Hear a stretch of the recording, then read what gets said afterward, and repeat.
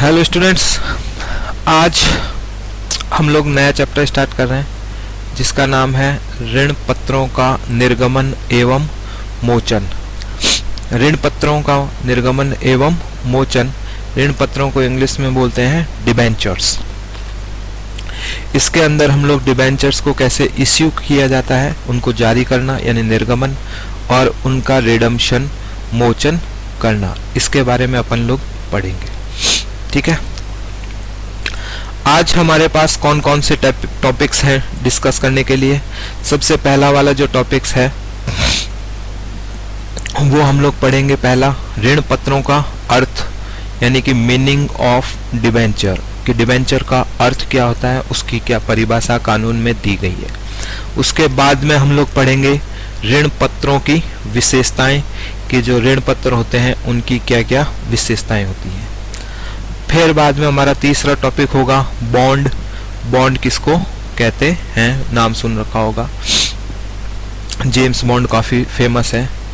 और चौथा पॉइंट हमारा होगा बॉन्ड तथा ऋण पत्रों में प्रमुख अंतर बताइए, difference between bond and debentures. और फिफ्थ आखिरी पॉइंट्स हम लोग पढ़ेंगे स्कंद यानी कि स्टॉक क्या होता है। यहाँ पे आप लोगों ने ओपनिंग स्टॉक और क्लोजिंग स्टॉक पढ़ रखा होगा, मगर ये वो नहीं है। यहाँ पे हम लोग पढ़ेंगे डिबेंचर स्टॉक क्या होता है। ठीक है, तो चलिए शुरू करते हैं। सबसे पहला हमारा पॉइंट्स है कि ऋण पत्रों का अर्थ तथा उसकी क्या परिभाषा है। चलिए उसकी परिभाषा देखते हैं हम लोग क्या है।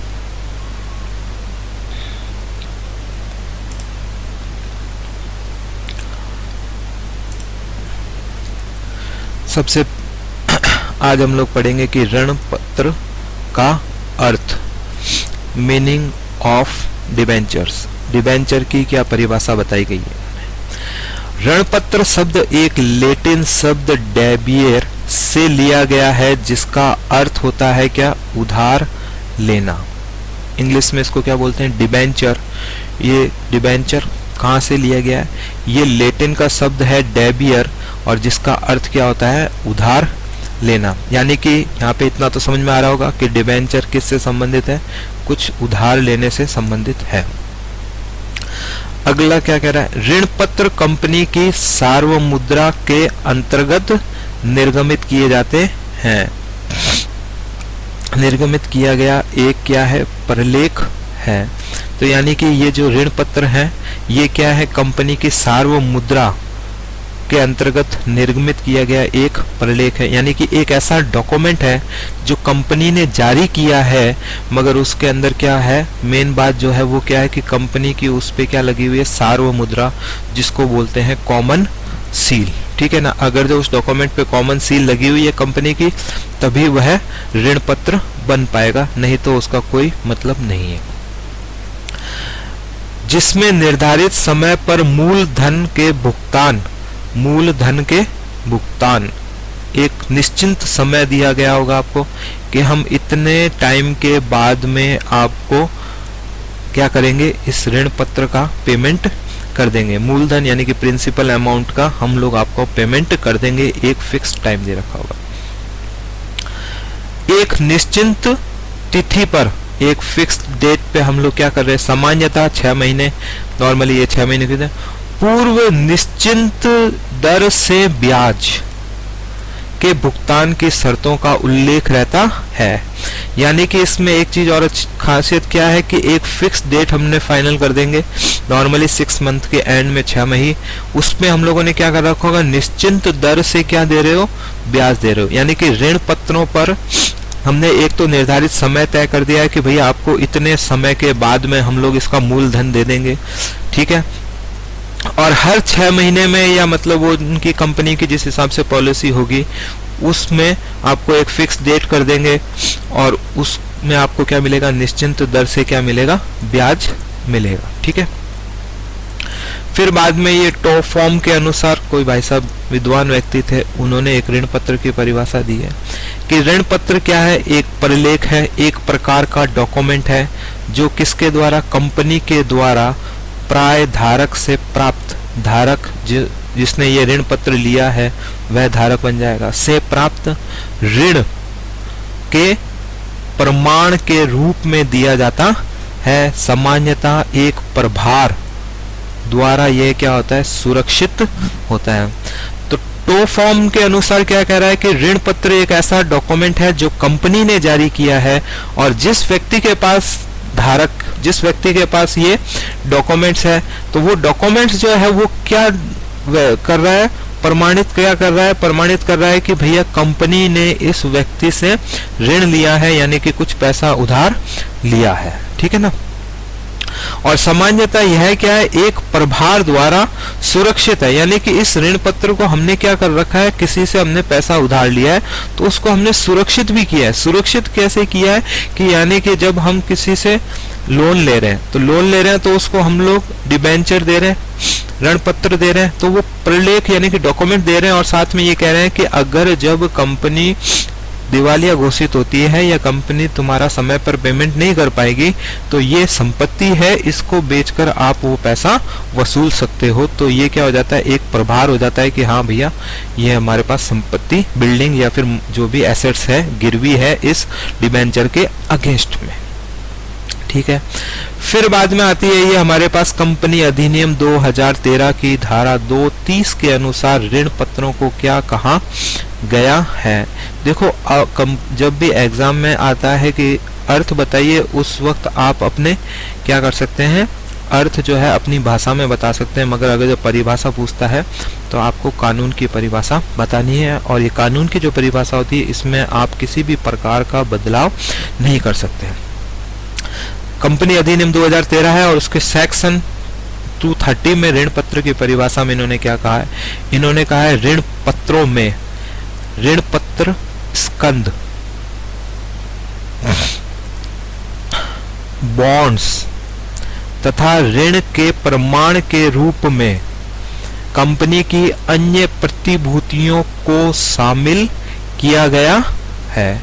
ये यहाँ पे इन्होंने कहा है कि ऋण पत्र का अर्थ क्या होता है, जिसमें ऋण पत्र के अर्थ में ऋण पत्र स्कंद यानी कि डिबेंचर स्टॉक और बॉन्ड्स तथा ऋण के प्रमाण के रूप में, या फिर कोई भी आपने लोन लिया है उसका प्रमाण का कोई डॉक्यूमेंट्स है, तथा अन्य कोई प्रतिभूतियां सिक्योरिटीज हैं, वो उन सबको क्या किया गया है, ऋण पत्र में शामिल किया गया है। चाहे कंपनी की संपत्तियों पर प्रभार उत्पन्न करती हो या नहीं। कहने का मतलब यही है ऋण पत्र की परिभाषा में कि ऋण पत्र के अंतर्गत इन्होंने किस किस चीज को शामिल किया है, ऋण पत्र स्कंद को शामिल किया है, बॉन्ड्स को शामिल किया है, तथा अन्य कोई ऋण लेने का डॉक्यूमेंट्स या सिक्योरिटीज को शामिल कर लिया है इन्होंने ऋण पत्र के अंतर्गत। और कह रहा है कि उसमें अगर जो कोई संपत्ति जो है वो प्रभार के रूप में है या नहीं है उससे कोई ज्यादा मतलब है नहीं, मगर आमतौर पर डिबेंचर्स में कंपनी क्या करती है, संपत्ति प्रभार के रूप में देती है। तो ये हो गई हमारी कंपनी अधिनियम 2013 की धारा 230 के अनुसार की परिभाषा। अब ये ऋण पत्र स्कंद बॉन्ड्स क्या होते हैं इसके बारे में हम लोग आगे पढ़ेंगे। अब हमारे पास क्या है, ऋण पत्र की विशेषताएं। हमने पढ़ लिया कि ऋण पत्र क्या होता है। अब हम लोग पढ़ेंगे इसके कुछ विशेषताओं के बारे में।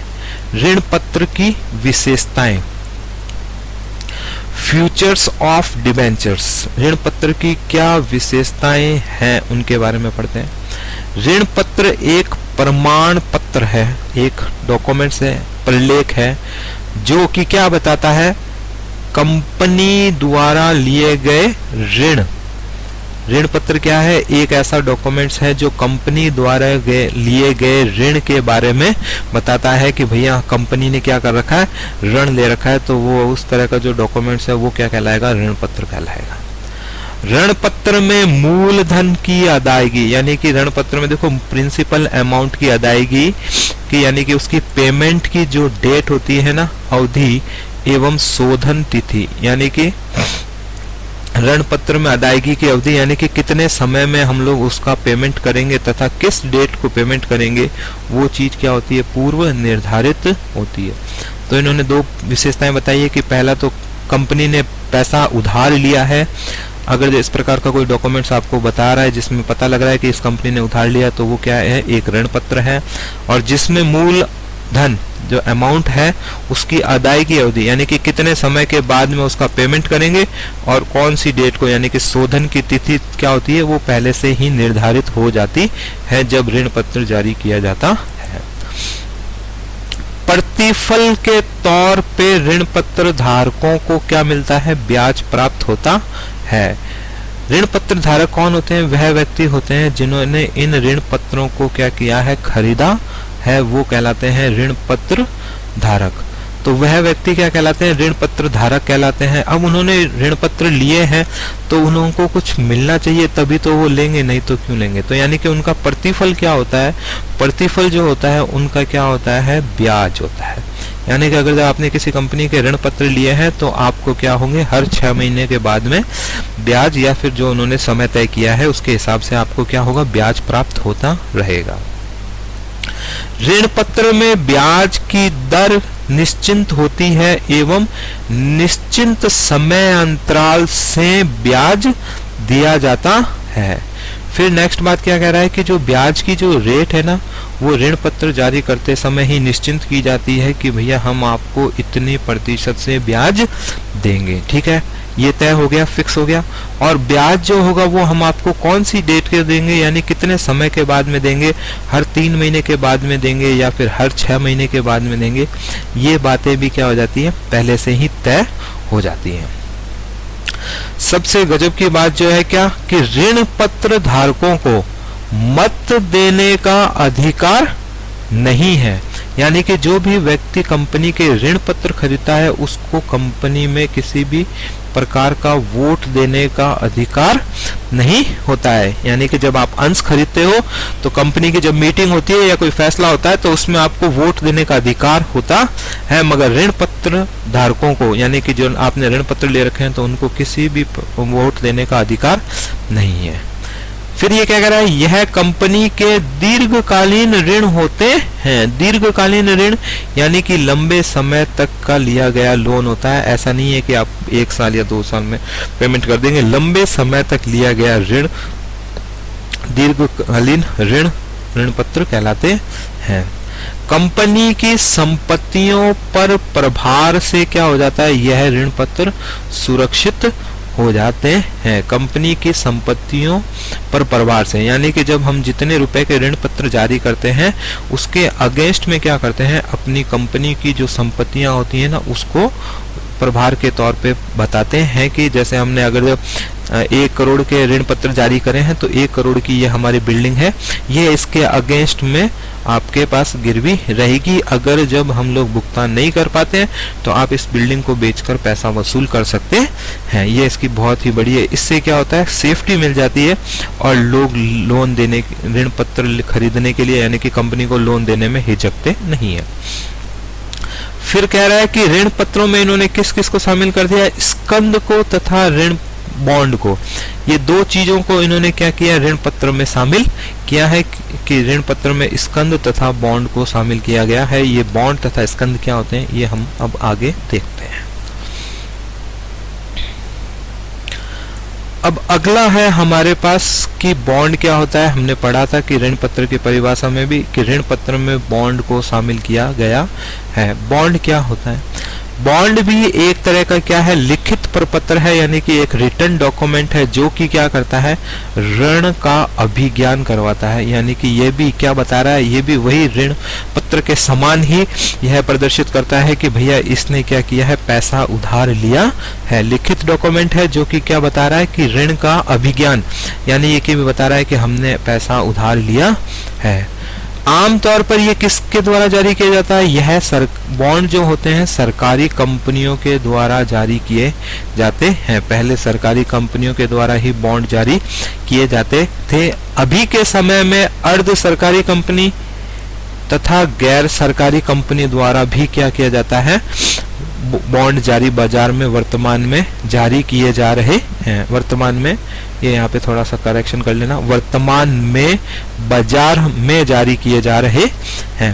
तो पहले तो सिर्फ सरकारी कंपनियां ही जारी करती थी, मगर अब अर्ध सरकारी कंपनियां तथा गैर सरकारी संस्थाएं भी क्या करनी है? बॉन्ड को जारी कर रही हैं। तो ये भी एक प्रकार का रिटर्न डॉक्यूमेंट है और ये भी क्या अपन को प्रेजेंट कर रहा है कि हमने लोन लिया है।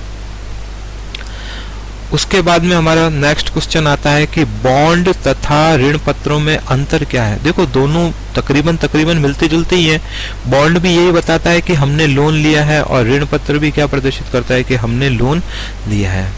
ये क्या कह रहे हैं कि बनावट एवं विषय सामग्री में, यानी कि बनाने में और उनके अंदर जो डिटेल्स है बॉन्ड और ऋण पत्र क्या है, एक समान ही है। बनावट एवं विषय सामग्री में बॉन्ड दोनों एक जैसे ही दिखते हैं। सभी कंपनियों द्वारा बॉन्ड जो होते हैं क्या है, ऋण के प्रमाण के रूप में निर्गमित किए जाते हैं और ऋण पत्र भी ऐसे ही है।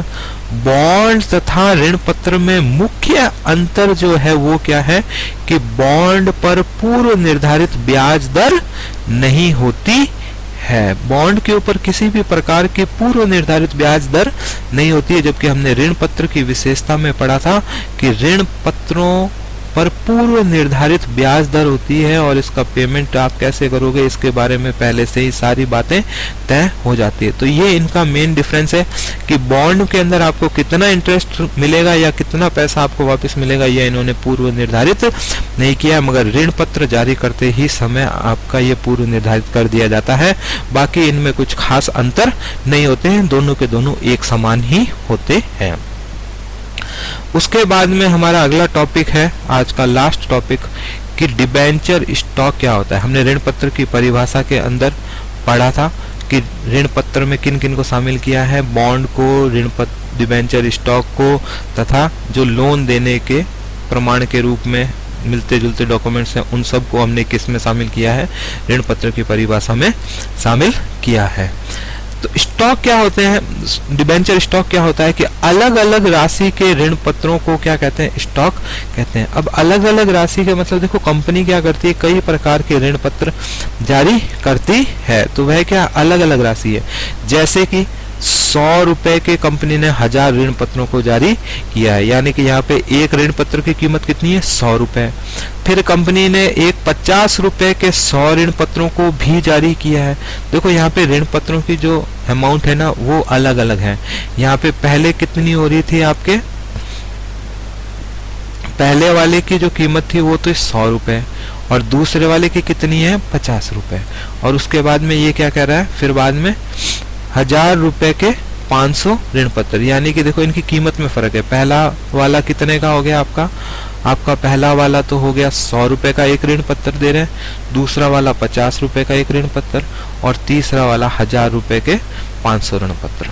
तो ये क्या है कि जब अलग अलग राशि के होते हैं और इनको सबको एक साथ कर दिया जाता है तो ये क्या बन जाते हैं, डिबेंचर स्टॉक बन जाते हैं। तो जैसे कि देखो हमने क्या किया, सबसे पहले 100 रुपए के 1000 ऋण पत्र जारी करे, फिर 50 रुपए के 100 ऋण पत्र जारी करें और फिर 1000 रुपए के 500 ऋण पत्र जारी करें। तो भैया 100 रुपए के जारी करके तो हमने 1 लाख रुपए इकट्ठा किया, 50 रुपए के 100 जारी करके हमने 5000 इकट्ठा किया और 1000 रुपए के 500 ऋण पत्र जारी करके हमने 5 लाख रुपए इकट्ठे किए। तो टोटल हमने कितने रुपए इकट्ठे कर लिए, टोटल हम लोगों ने कर लिए 6,05,000 रुपए। और यह 6,05,000 रुपए जो है यही क्या प्रदर्शित करते हैं, यही डिबेंचर स्टॉक कहलाता है। तो ये जो 6,05,000 टोटल जो इनका हुआ है यही क्या है, डिबेंचर स्टॉक है।